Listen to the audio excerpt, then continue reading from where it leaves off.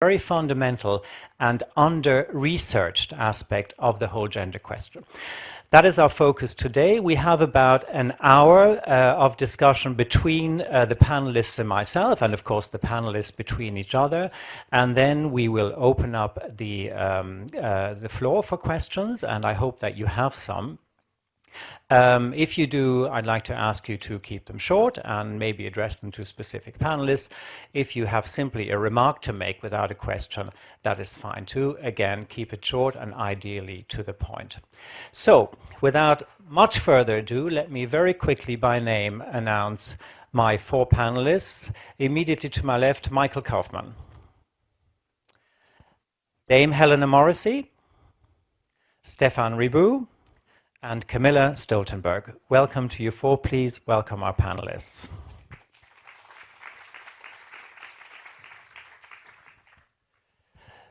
Michael, when I looked at your biography, and I did work out that you were Canadian, not because you're friendly, laid back, and totally unaggressive.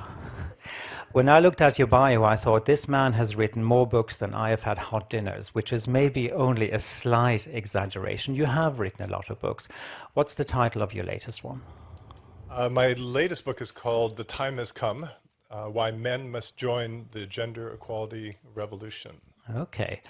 A couple of assumptions in that title. First of all, very quickly, are we in a gender equality revolution? Or is it evolution with to's and fro's and backing and forth, or is this a revolution? Is the revolution happening and is it televised? You know, it's a word that I hadn't used, a phrase I hadn't used before until we were searching for a title or subtitle. And I realized, you know, when you think about it, our social structures, ideas of what it means to be men and women, institutions, things that date back 8,000 or 10,000 years to the rise of patriarchy, are being overthrown in the course of 1 or 2 generations. Right now, we are living through the most dramatic change in human social relations ever. And if that ain't a revolution, I don't know what is. But it's also a human-made change. It's led by the strength, the courage, the tenacity of women around the world, now finally being joined in by men. So in that sense, it is a revolution. Now, Michael, you grew up with quite a few women around you. How many sisters? 3? 4 at last count. 4 sisters, well, like me, and you also have 2 daughters. Now, son and a daughter. Okay, there you go. Oh, sorry, a son and a daughter. Was that exposure to the other gender in a family setting, and first in a nuclear family and then in the family that you created, was that a factor in you thinking about these things? Maybe... I feel like I need a couch to start answering this one, and you know, a long psychoanalytic session. And I may have to charge you per the hour. Yes, I think so. You know, certainly it did, and I think that growing up in a family where there was great love and respect between my parents, but it was also when I was young. I'm Canadian, but we were living in the U.S.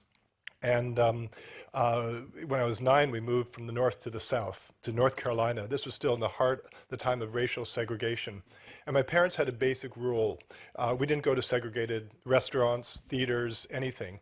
And as a little boy of 9 years old, I wanted just to be like the other boys. You get to go to see the movies and all that. And they had one basic rule. And they said, as long as everyone can't do that, we don't do it. And that began to, and then I got beat up for being, you know, anyway, my views, what to say, which were unusual in the South at the time. And so I learned pretty early on that you've got to take sides. And so as a man, I think, you know, that translates into, okay, what side am I going to be on? Am I going to be on the side of human rights, of gender justice? Or am I going to just, you know, say, well, either say, no, I'm going to resist change, or do the more passive, oh, I'm not like that, you know, I love women, you know, and that sort of, you know, I don't need to speak out. I made the decision to speak out. Now, there is probably the question of solidarity of men with women to promote women to create more equality. But you think, if I understand you correctly, that men also have a reason to do this for themselves, privileged and advantaged as they may be towards women. There's also a certain amount of suffering and disadvantage connected to being a man today, and you call that the paradox, the men's paradox. Can you explain briefly? Yeah, over the years, I started doing work in this area in almost 40 years ago. I was in kindergarten at the time, but no, probably about 40 years ago, I think now. No one's counting. And, yeah, and one of the early things I started to look at is what I thought of as men's contradictory experiences of power, or the paradox of men's power. We live in a male-dominated society. Men, by definition, have forms of power, have forms of privilege that are often invisible to those of us who are men. But the ways that we have constructed the world of men's power brings costs to men ourselves. And it starts at an early age. We say to our sons from the moment of birth almost, you know, you will be strong, you will be powerful, you will be in control, you will be the bread earner, you will not need help, you will never back down, on and on, this list of demands to be a real man. And now we add on, you have to have a Calvin Klein underwear, model body, which, Stephane and I do, but not all men are so lucky. There's no doubt about no doubt about this. So these impossible expectations. So what that means, the outcome of this, is this very strange thing that deep down men live, have this sort of dialogue of self-doubt about making the masculine grade, about living up to these expectations. And so, and we see this, and we'll get into this when we talk about education, particularly among teenagers, where you look around the other boys and you go, well, he's a man, and he's a man, and he's a man. But I just feel, I just want to be loved and hugged, and I'm scared at times. And so, I think for many boys and men, there's this almost lifelong feeling that you've got to prove yourself as a man. And for some boys, it's through violence. Through some boys, and men, it's through just, verbal abilities, through your paycheck, whatever it might be. But this need to prove yourself. And it's an impossible task. And so this paradox is one that we can use, as we might do if we have time, to look at a series of issues, whether it's around boys and education, whether it's about boys and men's use of violence, whether it's about health in men, because men don't, we die younger, we're less likely to go see doctors, and so forth. So it's a bizarre paradox. This world that men have created over the past 8,000 or 10,000 years, this world of men's power, is one that actually creates certain gendered vulnerabilities for boys and men. Thank you. Dame Helena Morrissey, welcome to you. Thank you. Also have a vested, very personal interest in making sure that education goes well. How many children do you have? I have 9. It's just, I usually like to disclose that a bit later in the conversation, but since you've asked me directly, I did ask 6 girls so and 3 boys. You blow all of us out of the water, so you are interested in gender equality questions. You are also interested, like Michael, in the new role for men in masculinity, and you have written a book called A Good Time to Be a Girl. So my first question to you is this a good time as it ever was going to be a girl? 2019? To date, yes, I definitely think so. I don't think I could have written a book with a title like that up until now, and we've been working in a very male-dominated career, finance, for over 30 years. I have to say, I think it's increasingly, because people say, why did you use the word girl, not woman? And it's partly because of alliteration, but also because I couldn't really say it's a wonderful time to be a woman necessarily. I think it's increasingly so.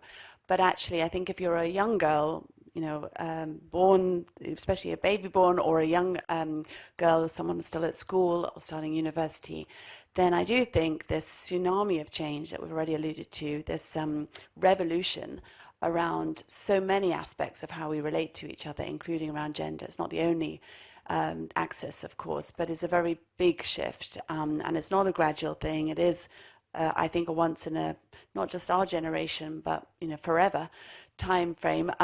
It's a once off opportunity to really shake up the gender balance.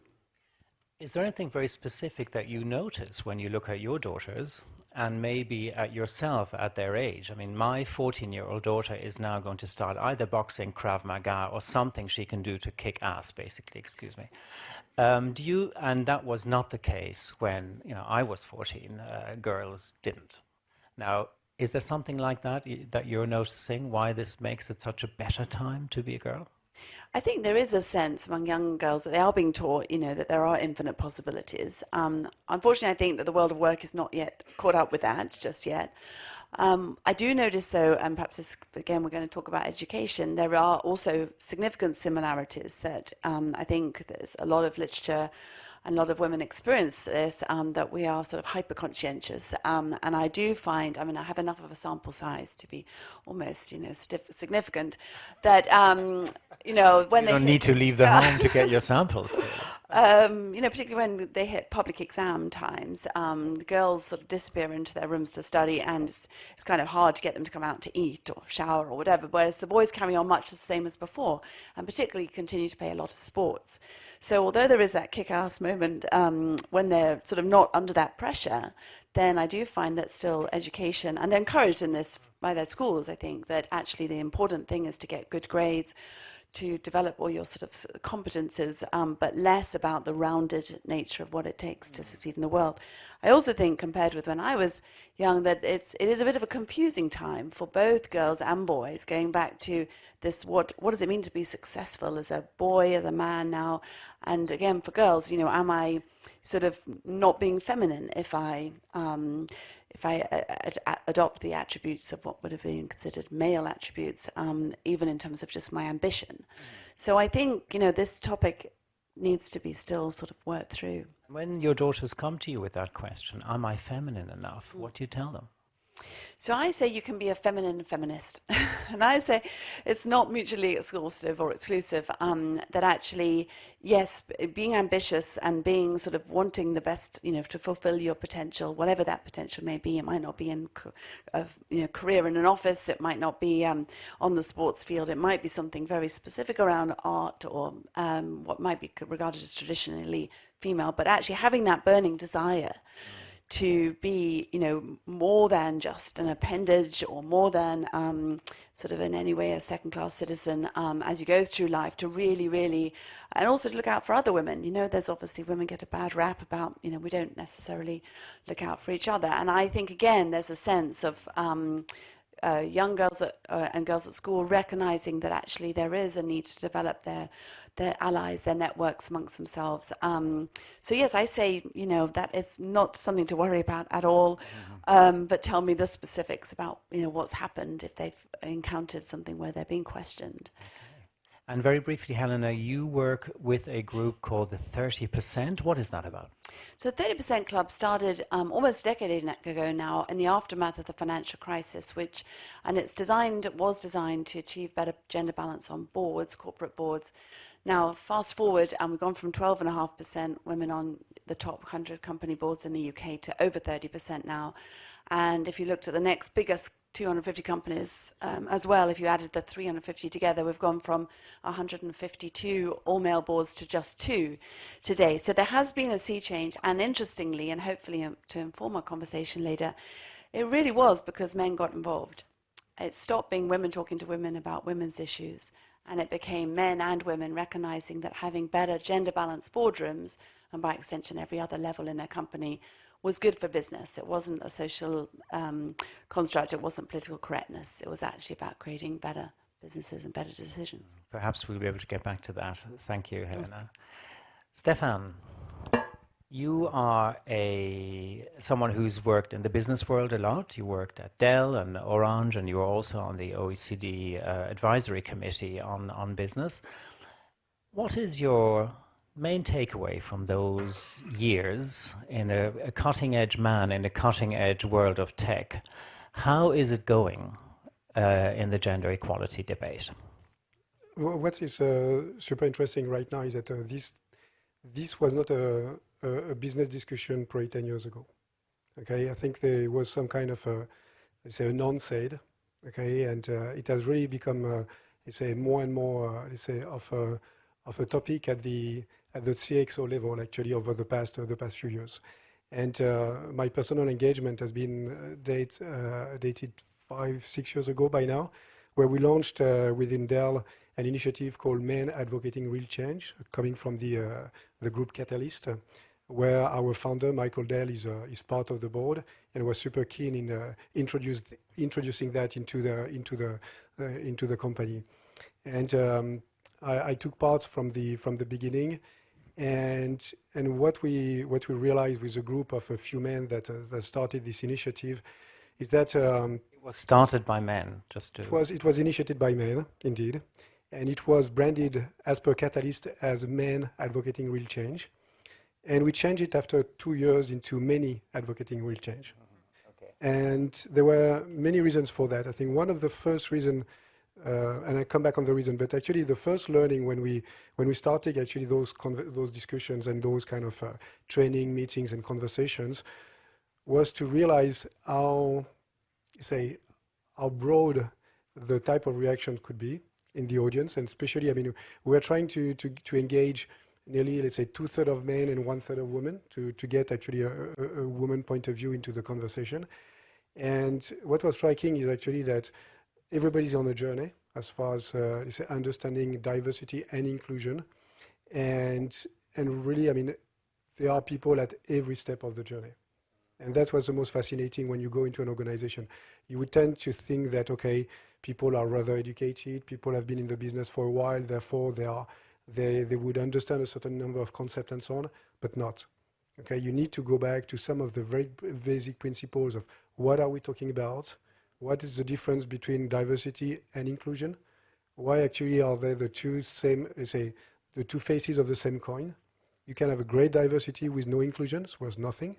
You can be actually fully on diversity and don't have fully on inclusion and don't have diversity. It's worth nothing. Okay, so it's really, I mean, the kind of first, let's say, feedback we had there. The second big learning, and that's why we quickly actually changed into many advocating real change, is that from the gender discussion that was actually the starting point, we very quickly went into other kinds of diversities. And I would say in all kinds of diversities. I mean, I'm looking after an Europe, Middle East, and Africa organization. So we have more than 100 different nationalities.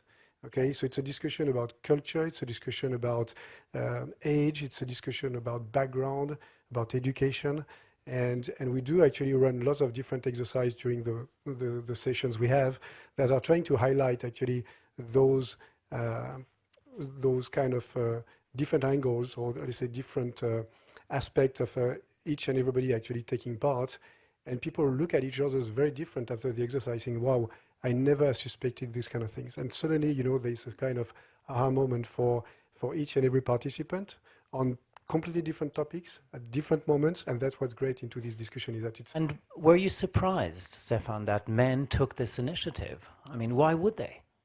It's a very interesting question, actually, and actually, and vaguely provocative as well. No, but you find, you know, the same. Say, there's a video on YouTube that I encourage you to actually to go and see about someone in a public park that is going and start dancing on his own, and everybody looks at him, and nothing happened, but people look at him, you know, as if this guy is crazy. Until the time where there's a second person coming and dancing with this person. There's no music, nothing, they're just dancing, they're just having fun. And then suddenly a third one is coming. And then you see actually a massive group coming and almost the entire park is dancing, okay? The discussion into any kind of let's say, organization is exactly about that, okay? You need a few crazy people to start dancing on their own, yes. Okay? And I think indeed, I mean, you were noticing the fact that Michael has two daughters, four sisters. I have 3 sisters and 3 daughters. So I think we are probably the usual suspect for that. Yes. Okay, to be the crazy one dancing. But as soon as you start dancing and create actually a bit something different, start attracting, and then you really can mobilize and see actually a big traction there. And I think we are into this traction moment right now. We have actually, trained into our program 96% of our leaders across EMEA, 66% of all our managers. It's more than 3,000 people that we have trained into Mark. So we really have a big network of now of allied and people engaged into this discussion. Okay, so guys, if you see 3 crazy men dancing in the park after this, that will be Stephane, Michael, and myself, and you're welcome to join. You could start. Stephane, one last quick question for the introduction. You used, I think it was in the background briefing, you used the term that there was an evolution in what it feels like to be a man. So this is, emotion, world and emotion. So there's also a feeling associated. It's not just status, privilege. So very briefly, how does it feel to be a man in this day and age?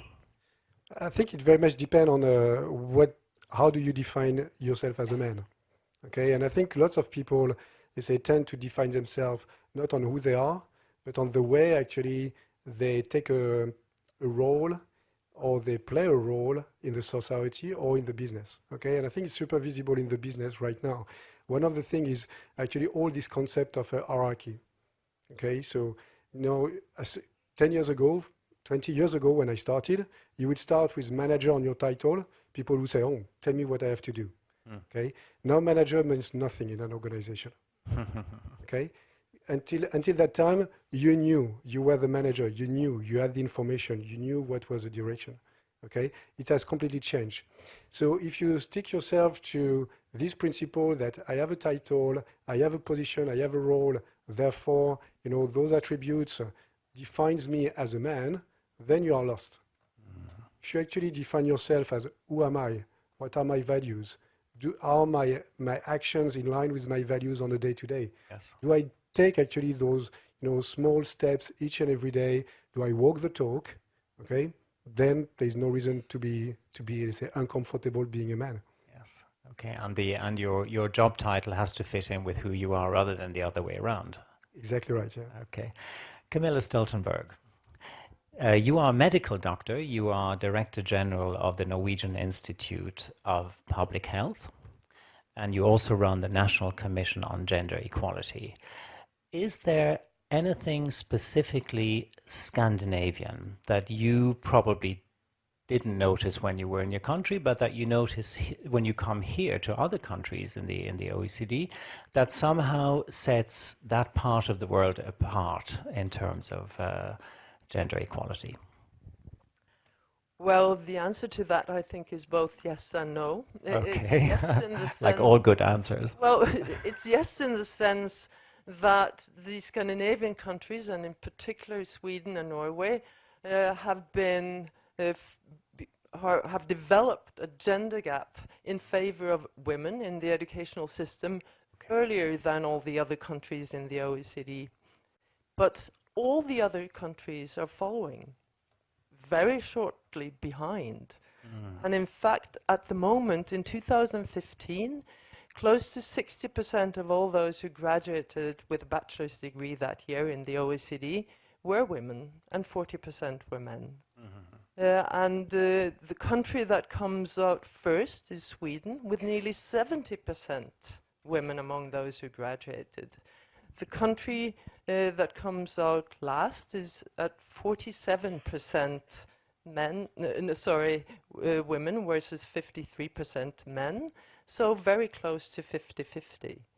So we're all moving in that direction, and it seems that even outside the OECD, that same development is happening. So soon, most countries will actually have a majority of women in the tertiary educational system. Yes.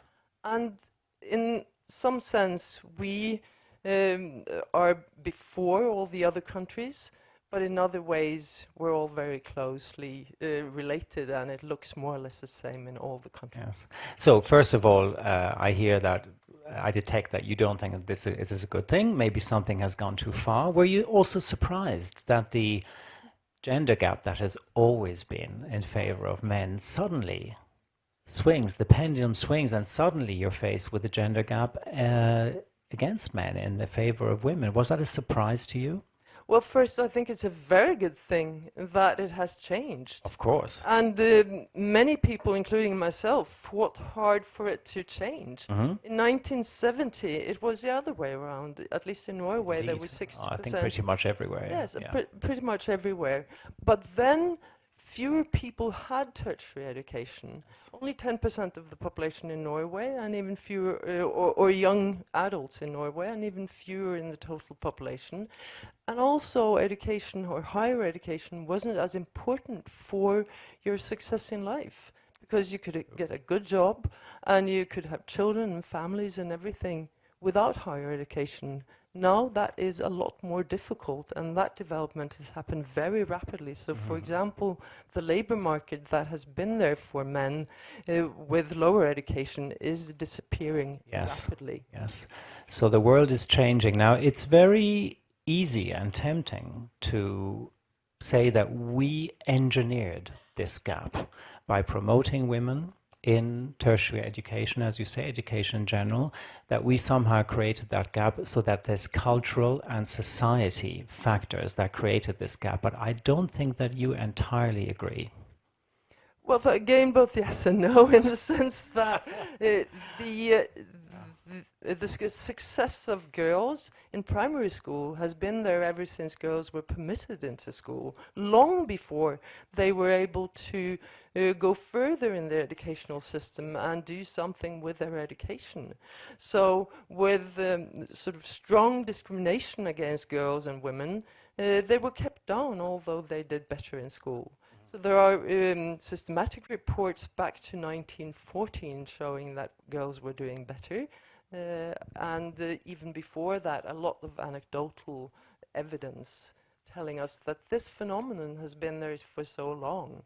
What has changed, though, is that now women have been promoted in the educational system, and there are no formal regulations or discriminatory systems in place any longer. So then that success translate into success later on in the educational system and eventually also in society, I think. So I think it's really good that women are being promoted in business, in academia, etc. But we should also at the same time look at what's happening particularly to poor boys. They are left behind and many even fall out. Now, occasionally when you say that, well, what about the men in this day and age, you might get a sharp intake of breath from your audience going, well, what about them? You know, why would we care? But we do need to care, don't we, Michael? Yes and yes. Yeah, you know, one of the things that I think that we're seeing is when we understand, if we start with that paradox that I was referring to earlier, Yes. what we see is that if we aren't bringing men right into the gender equation, if we're not bringing men into these discussions, whether it's education, health, violence, whatever, terrorism, but understanding the gendered experiences of boys and men, we're not going to be able to address these things. So yeah, it is really, it is critical. You know, we have to be careful, obviously, and I think this is part of your yes and no, when we look at the educational data. One of the things that I keep hearing is that our education system, you know, the style of education, you know, is failing boys and men. I don't buy it because it's the same style of education that the boys and men were succeeding at for many, many years. So I think it's sort of an incomplete thing. The other thing that I think it's consistent with your figures is that in most cases, it's not the fact that men's participation in tertiary education is going down. It's just that women's participation is increasing more rapidly. And part of that is still because of the gender divisions within the world of work. As you say, traditional men's occupations are disappearing, but they're still there. So an 18-year-old man who is looking, do I go to college and may never have a job coming out of that, or do I take this industrial job that maybe I will still get, and I'm going to be paid, you know, fairly well? Which am I going to do? And young men are still opting for that pay, particularly if the definition that he's still living up to is he's going to be the bread earner. He's going to live with his hands. So we do have to be careful with that data, but we better understand these gendered experiences, or men are going to fail. And when men fail, we begin to see the consequences. You know, one of the things that we're seeing right now is this is such an aspirational moment for girls and women, and that's why I love the title of your book. This is a moment of just incredible possibilities. I can do anything. We're not seeing that with boys. Boys still tend, and it's not because of feminism, It's because of the equilibrium that had tilted heavily in men's and boys' favor has shifted. But within that, girls have sort of seized territory that only boys and men could aspire to in the past. Boys tend not to have, we haven't turned it around yet. We haven't said that this whole world of thought, of action, of emotion that had been defined as, oh, that's only for girls, that's feminine stuff, that's girl stuff. Boys haven't yet been encouraged to seize that. And so it's less of an aspirational moment so far. And that's why we need to be talking about boys and men. So perhaps, as Camilla said, simply taking away the shackles, giving girls access to the education system, simply unleashed this amazing amount of power that was there all along, but that was kept, that we kept a lid on. Now, did that somehow paralyze the boys? Maybe do boys no longer know how to deal with this overwhelming power that has come upon them and that they now are competing with, directly or indirectly?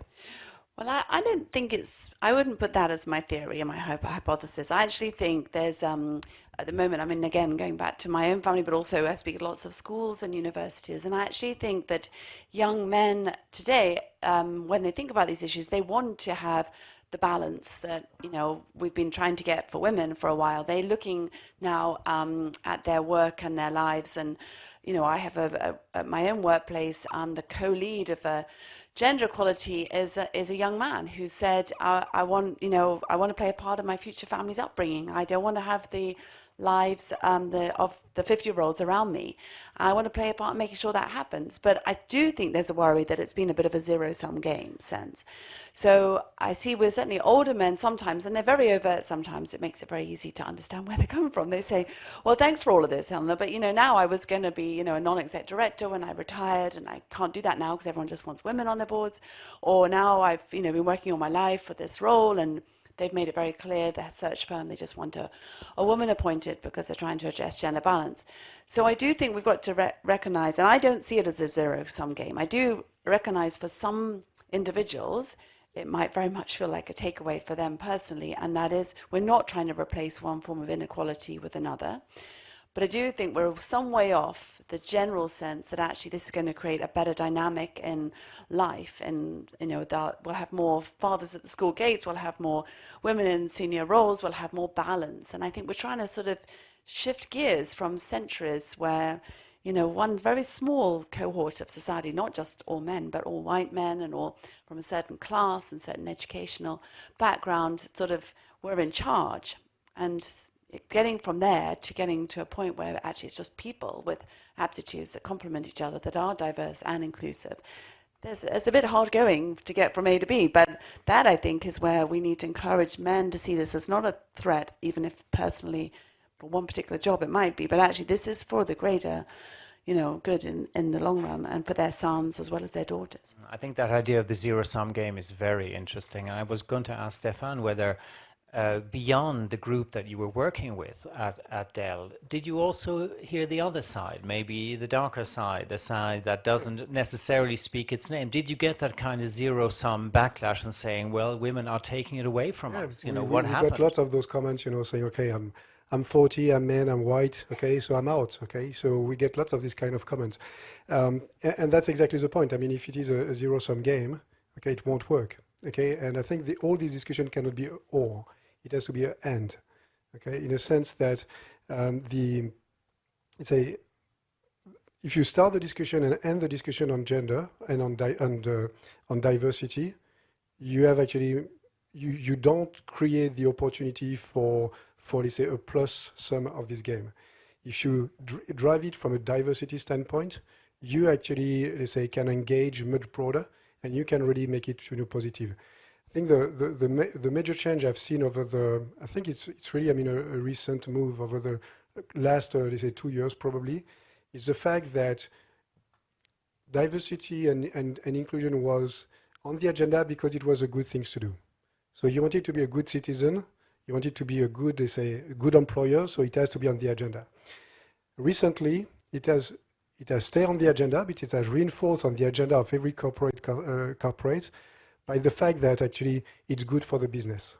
And why is it good for the business? Because actually all studies prove that if you go with a diverse team, you will make much better results, you make much better business than if you get actually the best possible team of one single dimension, regardless of how smart they are, how graduated they are, or whatever. Okay, you will be much better off with a diverse group that is driven in a collaborative manner, that is really leveraging all the capabilities and making sure that everybody can contribute in a very comfortable manner. And then actually you will drive performance, you will drive business results, and you will create actually this kind of plus that will invite everybody to join on the table and to stay on the table. Okay, and that's I think why we always drive we drive diversity and inclusion together, because the inclusion is really for us a catalyst of creating this plus let's say plus from this discussion. Now, that certainly sounds very good and extremely convincing at the macro level, at the overall level, but at the individual level, as Helena pointed out, maybe some men just have to take one for the team, and too bad for whatever they had before, they are not going to get that promotion. You don't get actually the same linearity into your promotion, into your career and so on, but that's also what is requested now from you. I think, again, we are changing the model. The model was men built, for men, and was super, let's say, organized, disciplined, and everything was almost, structured. Okay, now all of that has changed, and where you make the difference now is no longer on your education, your graduation, or whatever. It is on your soft skills. And all the discussion we're having there is about actually acquiring those soft skills, practicing those soft skills, and actually being able to practice them into a multi-dimensional, multicultural environment, and being able to play different kind of roles, while before actually the leadership profile was X and was very, let's say single-minded, focused, and driven. Okay, all of that is changing. So it's really, this opening yourself into all those kind of, let's say, capabilities. And that's the way actually you will continue to grow yourself, to develop, make your career across the organization, but not just to wait. Actually, I've done this job for 4 or 5 years and I'm the best performing, therefore I'm the next one up. No, because actually there are all those other parameters that are taken into account now. I'd like to counteract with saying there's no sense of, you can't have an entitlement to it now. And that if you say, actually, yes, you're competing now against more people, some of them are women, it's hard for them to argue, well, I should just have it because I'm a man, we are saying in this world, you don't get things just because you were born in a certain place, you have to earn them. It's not the job title, it's actually what your credibility from doing the work. And I think that has to be seen as a positive. It's a very flimsy argument for a man to say, well, I just should have it because very I'm here. flimsy, yeah. Camilla. Well, at first I want to say that I don't think gender is the only dimension here, because this isn't about boys versus girls. It's about those who fail in the educational system, where there is a much higher proportion of boys than girls, but there are also girls in that group, versus those who succeed, where there is a much higher proportion of girls than boys. So it's that division isn't clear at all, and there are lots of similarities, and actually many more similarities between boys and girls, men and women, than there are differences. But at a group level, there are differences that are important. So therefore, I think gender is an important dimension, but one shouldn't think of it as boys versus girls. So we can sometimes be in danger of thinking of two monolithic, homogeneous blocks facing off each other. I think that's only big one danger. criteria, gender. Yeah. That would be a mistake. And also into that equation, one has to bring socioeconomic background and minority status. And unless you do that, it's very hard to understand what gender means and what consequences it has. So one should always think about all of those dimensions, and perhaps even some more, when you analyze both the causes and the consequences of what's happening in the educational system. Now, having said that, I think that to some extent it is already a zero-sum game, because, for example, in Norway, to use us as examples because I know the figures best, we see that in those disciplines where it's hard to get in, you need very high grades, the dominance of women is massive. There are about 65% of women in medicine and law. There is between 70 and 90% of women in veterinary medicine, odontology, psychology, etc. And that will continue to be so unless we do something about this. So within a few years, those who employ people with that kind of competence will only be able to choose among women almost. And in the other end, you have mirroring that many more men not succeeding and not being able to complete their education, not even secondary school. I would ask you, if I may, to come to this from a slightly different angle, maybe slightly more pessimistic, and I hope you will persuade me this is not so, but there are professions that have been almost exclusively reserved for women. Think nursing, think primary school teaching. Those are also professions that are both vital to the functioning of society and the future of society, and scandalously underpaid. My own profession, journalism, is very slowly creeping towards that kind of status, where nobody gets pay rises, there's business models are struggling, everybody's struggling. So it's becoming a profession that is less glamorous, less well paid than it used to be. It also happens that while this was happening, that a lot of more women have come into this profession, that, journalism at least was, this is anecdotal, there's a lot more women at the grassroots level, a lot more women in chief editor positions, managerial positions. Now, one view would say, well, of course, because they're well educated, they're entering the workforce, all those shackles that you mentioned have been removed. Could another reading of this be, well, women go in, men are deserting these jobs, and so women find it easier to get in because men like to make more money and have more privilege? I wouldn't say that cannot be a dimension, but I don't think it's the right answer, because I think that women are also entering those jobs where we are well paid. So it's not a very clear picture. But of course, women do enter some of these fields or professions, but actually they need more men, and men should enter them not because society needs more men to become nurses and teachers, but simply because men need to go into those professions that are there and where you get employment at all.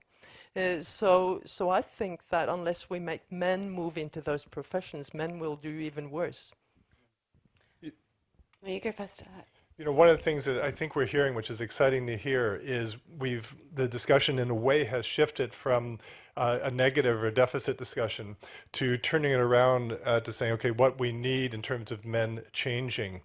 And one of the things that each of you have said in different ways in your last comments was, positive statements around men and men's capacity to change, talking about the transformation of fatherhood, talking about men entering into traditions that have traditionally been dominated by women, talking about the benefits to men, to our workplaces, to the economy of equal representation.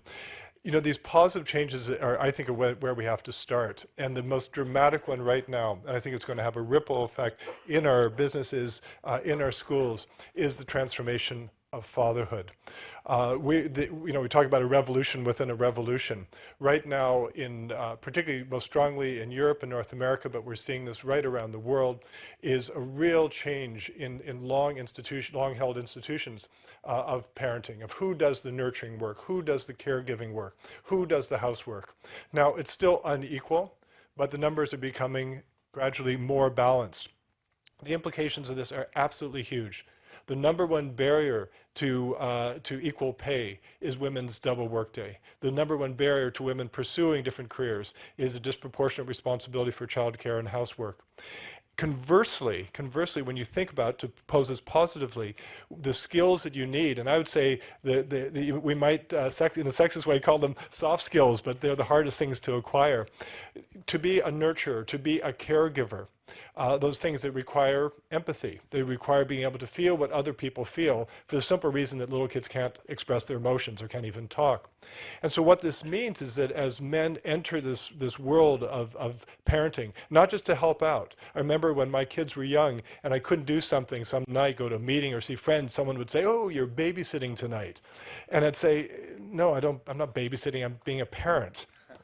That'd be like, saying to the mothers, "Oh, you're a great help with your kids, good babies." So we're seeing this major transformation, and this is going to have big implications for men redefining their priorities, redefining what they're capable of, but also building stronger partnerships.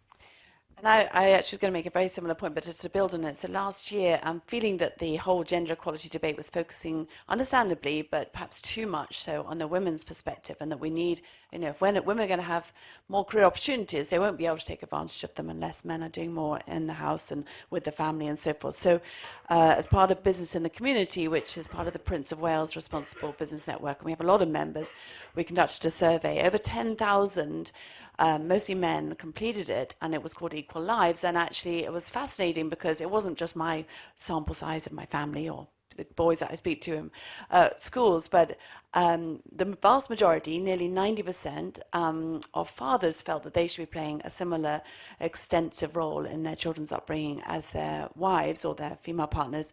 But at present, the women were 8 times more likely to be the primary child caregiver. When it came to adult care, so an elderly parent was mostly the example, women were only 1.5 times more likely.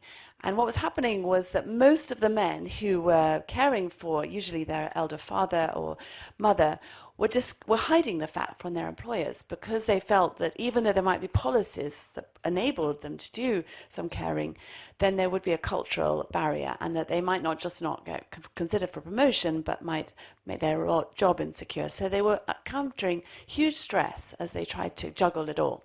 And it was really fascinating because actually the qualitative work showed that gay fathers who said they'd already broken societal norms by being gay just chose what they were going to do, childcare, the career, or switched it up sometimes, or looked after their elderly families. But we've got to enable, we can't just have sort of encouragement about young men and boys that actually there are greater choices in life. We have to culturally move on in our workplaces as well and say, actually, we don't expect, when we're not using technology enough to enable people to work differently, we've still got very old-fashioned working environments. And I think the real answer to all of this, if we're not going to have philosophical debates with every single person involved, is to say, actually, we're going to change the workplace so it's much more about, what your output is, and it doesn't really matter where you are, and it's very different from how things look today. What, in terms of policy terms, perhaps, can be done to make it easier for men to leave their traditional roles and say, I'm going to look after my kid for the next 6 months, and I hope that my company is going to make it possible, or whoever you work for. What needs to be done most urgently? Stephane, maybe. Just before actually we go on the policy side, I think I just would like to build on this idea about one point for me, which is very important in this discussion, which is the importance of role models. I think we've been saying that for years about girls and women, to find role models in the way they can project themselves and be ambitious and so on. I think we have to invent actually the role models for men as well. Okay, all this new form of, let's say, assuming in the work environment that you are a caregiver or that you look after your children or whatever, those men, those 40s, okay, needs to find the role models. Okay, to do some kind of, let's say, sorry for the word, but they're coming out in a sense of, yes, I am this kind of person. Yes, I will stop and I will leave the workplace at 5 to go and pick up my kids because that's my week to do that. Okay, and not because I'm divorced, but because that's my duty and I want to do it. Okay, and I think we need to really favor and we need to empower, okay, men in their social life as much as in the business life to really step up and to become role models, because actually this is the way you start dancing and you start attracting others, because you see others doing it and doing it, in full consciousness, not trying to hide, not trying to, to be different. I started working in the UK, where I was educated with, punctuality, and the fact that if you leave after 6 p.m. is that you're badly organized. Okay, you go back and work in France, you leave at 5:30, everybody asks you, but you're taking your days off or what? Yeah. Okay, no, but that's a kind of culture, you see. I mean, we all laugh on that, but it is a point. If you now say, okay, in France at 5:30, I pack everything, I go because I need to pick up my kids, that's it. Okay, and you're a good man, and you're a good father, and you're a good professional, and you can do all of that. Okay, and it is about creating those kind of role modeling. For me, we have a lot to do there, and to those young boys who are, let's say, in difficulty to project themselves into the nurse role or into the, let's say, the teachers and so on, because they never been, you know, they didn't grow up with this kind of role models. Okay, it has never been part of what they've been educated with. Okay, so a role model, for example, could be the CEO of the company saying, I'm taking 3 months off because we've just had a baby, or I'm leaving at 4 because there's a school play that I want to hold my kid's hand at, and so on. Yeah, definitely. I mean, the support and the engagement at this level of the boardroom is required. Okay, whether it will be the CEO or actually enabling someone from his executive board or whatever, it has to be shown at every level, and it's about, you know, doing it in practice. Yes. Not just, you know, having it nice on slides or whatever. It is about walking the talk. Yeah. Camilla, I was going to ask you, when I was in Sweden, and I go back regularly, there's always, particularly when the sun is out, bunch of young men pushing strollers, having a lovely time together. I kind of go, wow, this is cool. Those are my role models, you know. And Camilla, I'm sure you see that a lot in Norway as well. Luckily we do, and I think that's fantastic. But in order to get there and to have those role models, you really do need regulatory systems and incentives for everyone, not only for those who can afford to take 3 months off without pay.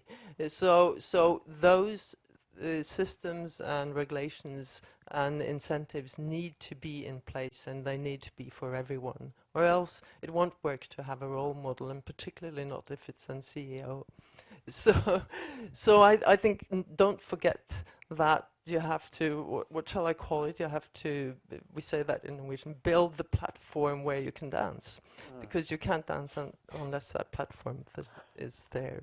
And Norway actually was the creator of the #1 policy around the transformation, certainly of fatherhood and the change in men's roles, which is the so-called daddy days. That is taking a certain part of parental leave and saying it's non-transferable. It has to be used by a father or a second female parent, or you lose those weeks and months. And there's strong evidence that this is the major policy that can drastically increase men's participation in parental leave. When it was introduced in Canada in the province of Quebec, men taking extended parental leave went from 20% of men to over 80% of men within 2 years, I think it was. It's a dramatic change. And what's amazing about it is how it shifts social norms. In Norway, 18 years after the policy was introduced, researchers looked at the amount of housework, because it wasn't childcare by this point, but how much housework and parental responsibilities men were taking on, and they compared the cohort of men who came of age the year that these new daddy days were introduced, compared to just the cohort of men from a year before. There was a marked difference. Men who were part of the cohort in which daddy days were there were still doing far more housework. In fact, we're usually doing equal amount of housework, not just the men who took parental leave, but their friends of the same age. So this is about shifting the social norms. We need policy to be that. I'm glad we're continuing with this dance image. That was very good, very clever. They're clever. What can I say in Norway? They do this stuff. So creating this dance floor for people to dance, and then on that floor we need the leadership. So we need those men stepping forward. I remember I was giving a talk in Singapore, and I met a banker, a senior British banker, head of banking for a major bank for all of Asia. And he talked about how he would come and get his kids up, make them breakfast, take them to school, and he'd arrive at the bank around 9 in the morning. And the other bankers in the room laughed because this was not banking hours. And then he said, here's the thing, this is important to my wife and her career, this is important to my children and their happiness and well-being, this is important to me.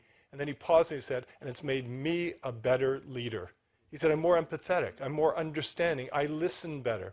So this is a tangible, not just a result of what you're talking about, but it's also an example to everyone who works in that bank that they can take those chances. Because one of the questions that came up about this continuing perception and biases against men who are doing certain things or against women who do certain things, we need that policy platform and we need leadership. And we need training. We need training of managers and staff who can play that leadership role. How can more of that happen? The training, the leadership. Any thoughts?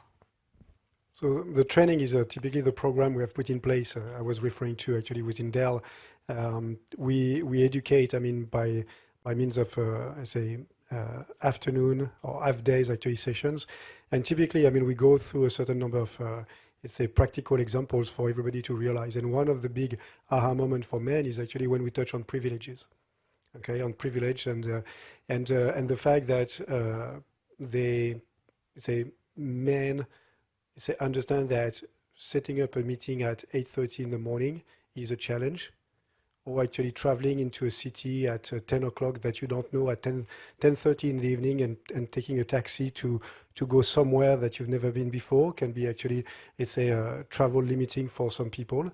Okay, all these kind of things suddenly become super obvious for the people, and they start, you know, their learning process. They start actually realizing that they can take actions, and very practical actions.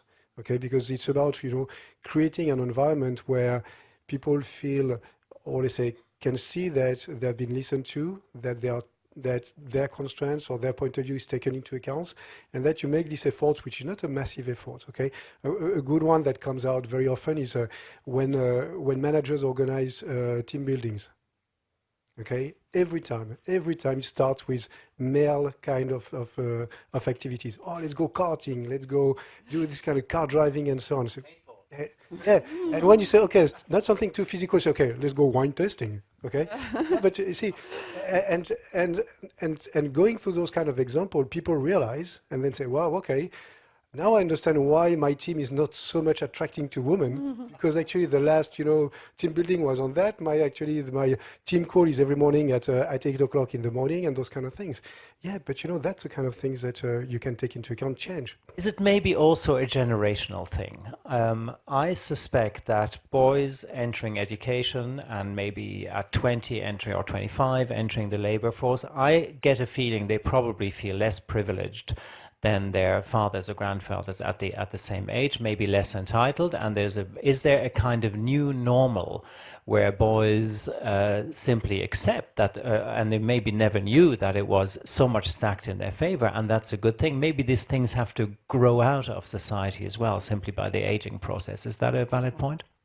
Well, perhaps I could comment on the sort of older men first and then turn to Camilla for the boys entering from education system. Because I think, I mean, one thing we haven't talked about at all is the more corrosive, you know, discrimination and harassment that still prevails in certain workplaces, not the ones that we've been talking about here. And building on your points,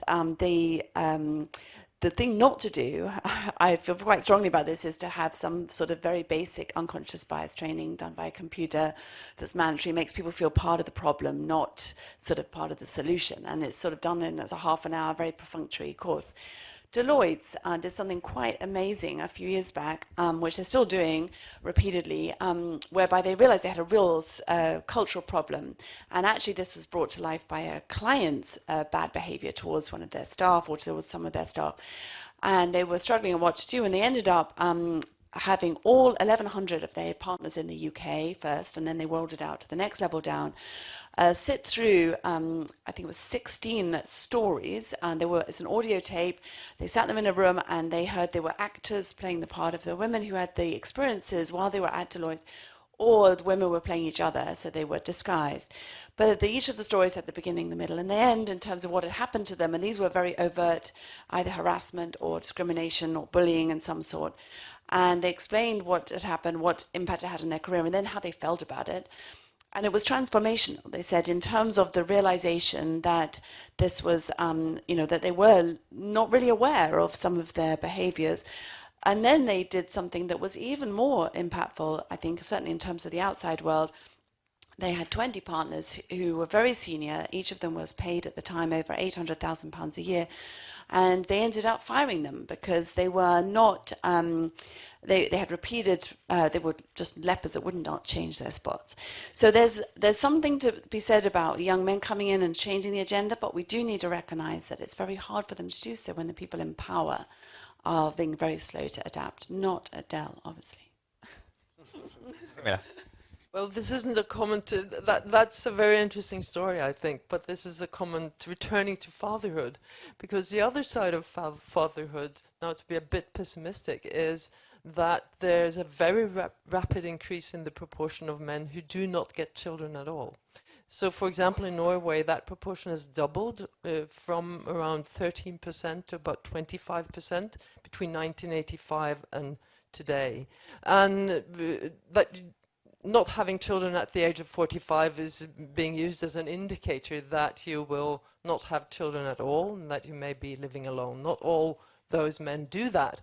And there is also a slight increase among women who do not get children or do not have children at that age, but that is much, much smaller and at a much lower proportion. So that is a big concern. And also those who now become fathers are those who have higher education, marry a woman with higher education, have a high income, and many of them have several or children with several women. And that's a fairly small proportion, but those are the fathers of our society today. To just look at the extremes. And this development is very rapid. It happens in many countries, and I think it's a big concern. It's closely associated with what's happening in the educational system and the labor force. Okay, so there is a strong correlation now, you think, or at least indicate, well... It's already there, and it's clearly those men who earn less, have lower education, and do not have families, and are excluded from society. And it's in many countries around 25 to 35% of all men. So we're not speaking about a marginal phenomenon. It's a very significant phenomenon that will affect our societies and probably does so already. And what can that in turn lead to? I mean, are we looking at criminality? Are we looking at violence? Are we looking at suicide rates? Is that all that correlated? All that is correlated. We don't. I mean, the causal arrows here are not clear for all of these phenomena. But I think, at least politically, some of the developments we see may have their roots in this development or this phenomenon. And therefore, we should be concerned that we should not have a zero-sum game. We should include everyone, and particularly in schools and in education, because that is our most powerful inclusion mechanism if it works or when it works. Absolutely. Also, to create less social inequality, both for men and women, but perhaps particularly for men, because there are so many of them in the lower end of this distribution. Michael, you wanted to comment on this? No, it's okay. Okay. I will just comment on that last point about, you know, getting everybody, especially during let's say education, coming together. For me, I think there is another element that I see with my daughters, okay, who are 19, 17, and 15, which is about around social media. Because social media are supposed to be a place where you are getting people closer together and supposed to share. And actually what I see more and more is that people are using it as a place where they can, let's say, dump information, dump any kind of point of view, and hide actually from the community. And for me, that's a really, I mean, I've got a few warning signals recently with, I say in my say family or close by of let's say sign of let's say aggression, violence, okay, coming from a place which is supposed to be a public place where we're supposed to meet, which is supposed to be actually, for me, adding actually in terms of sharing ideas and actually which is creating exactly the opposite, in a sense that people feel very let's say protected to have a, let's say, to take a position which are completely unacceptable in terms of ideas. So I think there is a dimension as well with the, let's say, the social media and so on, in terms of disconnecting people even more from what I think we are trying to do, which is gathering the young people to share those and practice those kind of inclusion discussion. This may be a good time to ask the audience if whether they have any questions. If you're like me, you probably have a million. I welcome you to ask your questions. There's a microphone to go around.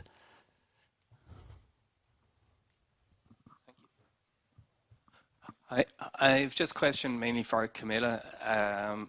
Is looking at the gap in tertiary education the best way to look at it? Because lots of boys, they might choose to do an apprenticeship rather than, let's say, a soft degree that, so the apprenticeship is actually requires more skills, including mental.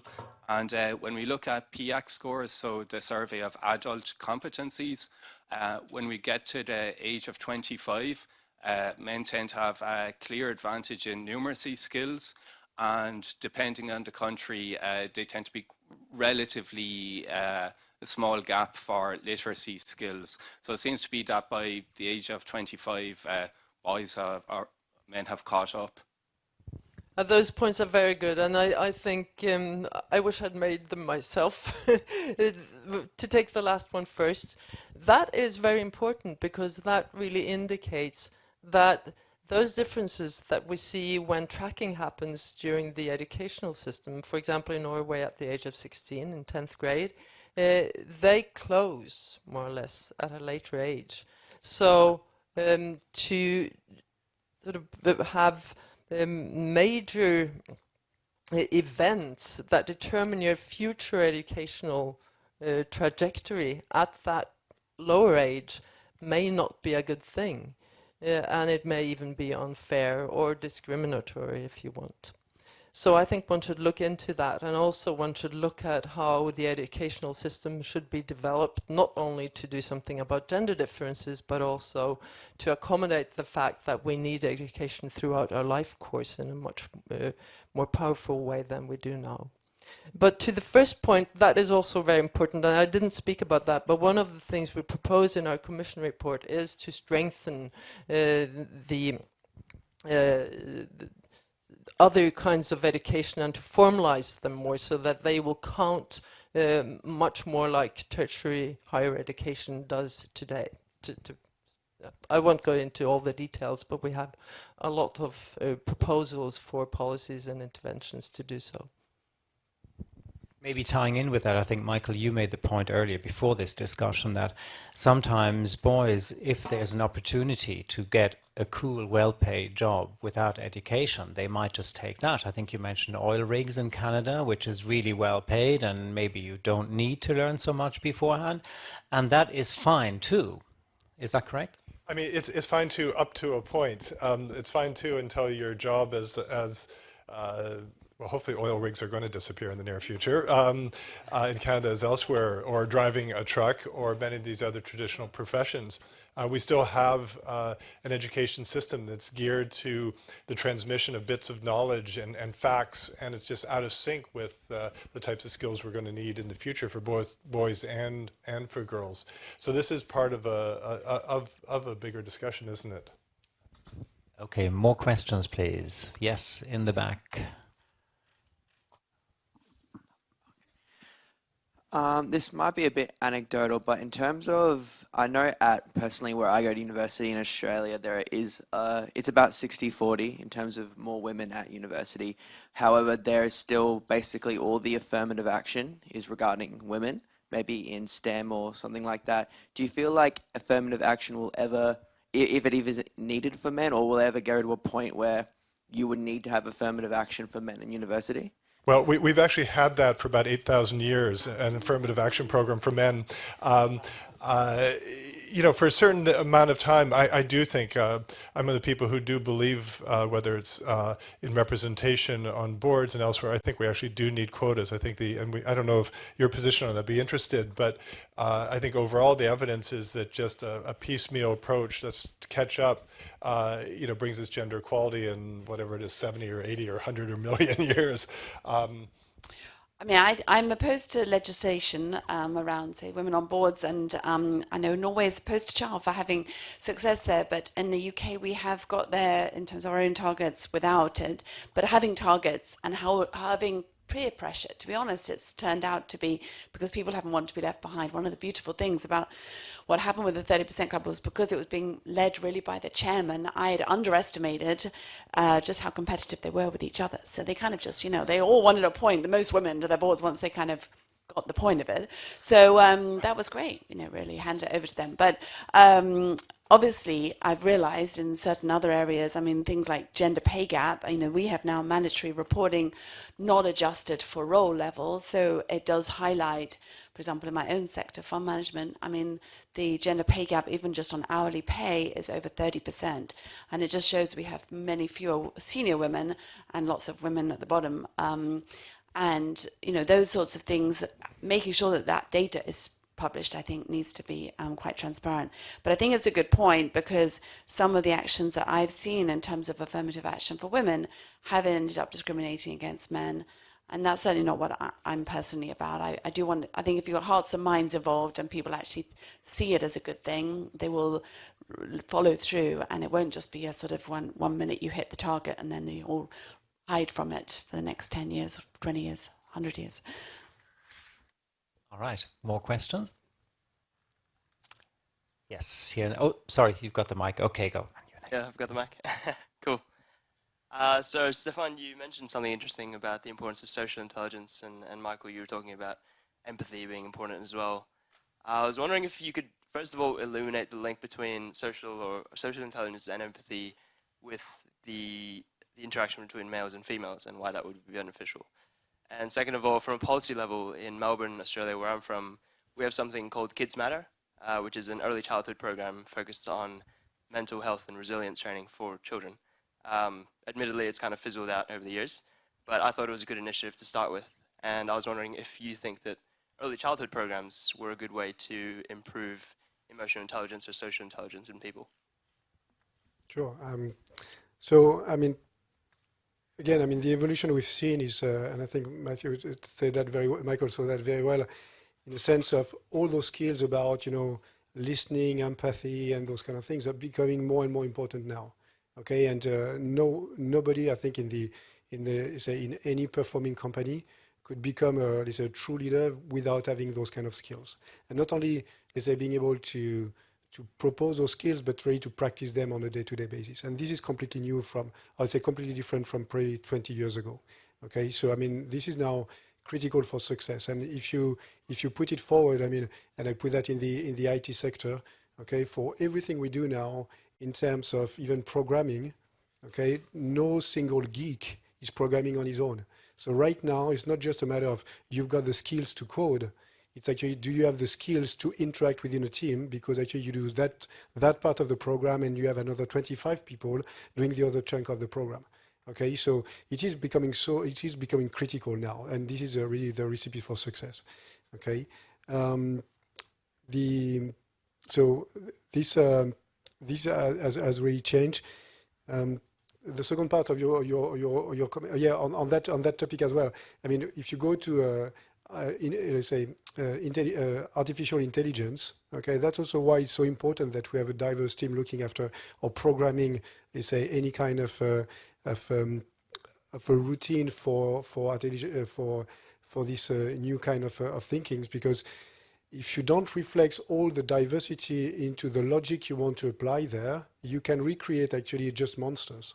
Okay, and it is super critical in IT to make sure that we bring there all kind of diversity, not just gender diversity, but and that's why you see actually all the digital players so active in terms of D&I and IA, because the two really are critical coming together. And in terms of programs, all programs that allows people to practice are super important. Okay, one aspect is to present elements for people to learn, but people will truly realize when they practice. So whether they practice by this kind of programs or whether they practice by examples, I think what you described actually was exactly on that, where people said, wow, okay, I now understand because I can see it, I can touch it, I can play it. Okay, and the role play and those kind of things are super critical there. So any kind of program, whatever age, whatever dimension of diversity, are super important. And the thing about, quote, learning empathy, we all have all humans have a capacity to be empathetic. That's part of our makeup as a species. It gets underdeveloped if we don't have examples of that, role models of that. There was a fantastic psychoanalytic literature that was coming out about in the late 80s, 90s, people like Jessica Benjamin, who talked about the impact on boys and men's emotional development of fathers being more distant as caregivers. Turning that around, there's a whole range of programs, Roots of Empathy, others, that actually go into schools and are just doing transformational work, but it's building on that natural capacity. One school I heard about, this was a zero-cost program, parents were helping bring boys who 9 years old to a local daycare center. And the first week they did this was in Toronto where I'm from, the boys said, ooh, boys don't look after babies, that type of thing. So they said, well, you're going to. They gave them each a baby. They taught them how to hold a baby. 1 week later, they walked into the same daycare center with these boys, and these boys who were a week before going, ooh, they walked in and they said, where's my baby? That's how simple it is, because it's tapping to this capacity. But we have to tap into it. You know, when we talk about training and other things, and I'm glad to hear these comments, we can't just assume that someone, you know, clicks a mouse as they look at their email on the other screen doing, oh, I'm going to learn about, you know, sexual harassment at the workplace. It doesn't work that way. I mean, you know, you can't do a dance class by clicking buttons. You have to do it. You're the only one left who has to do a dance metaphor, by the way. Oh, yeah, I haven't done it yet. I'm working on that. Just very quickly, there's an article I'd refer you to, Harvard Business Review, What Makes a Team Smarter, More Women. And it's talking about this interaction point and how when a team of professors, academics added, they had single-sex teams, higher IQs and lower IQ people, but mixed genders. The socio-economic the social interaction between them, the empathy, the kind of not having everybody sort of domineering the conversation, listening to each other, ended up with better problem solving. And they kept repeating the experiment because they didn't think it could be true, really. But if you're interested, they had to keep adding women in until they got to 70% women, till they peaked out. But there you go. We'll need a 30% club for men. There's a question here in the second row. Is that still your question? Okay. Okay, then one in the back. Okay, there you go.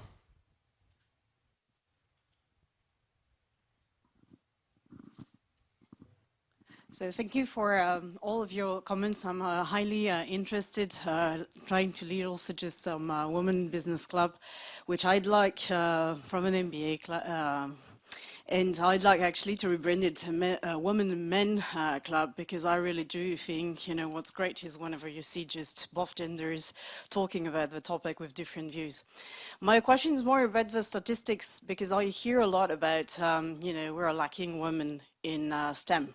And I hear you also even saying, well, even at Dell, we had also, you know, to challenge, well, we need more. And even AI is going to be potentially a challenge. And we need to have just coders, developers, just definitely just be from both gender. However, I see the statistics says we've got 60% of women graduating. So is this because it's an average, or whenever we're looking deeper at all of the STEM, in terms of just graduation, there is still a difference? That's what I'd like to know in terms of just clarifying this point. Thank you. I guess that's for me to answer.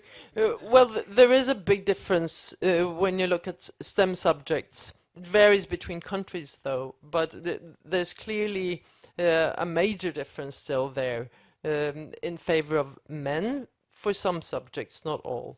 But looking back, we see how rapidly some of those professions that were completely male-dominated 20 to 40 years ago now are female-dominated. So I think that with all the work that's being done, we will also see major changes in several of the STEM subjects over the next years.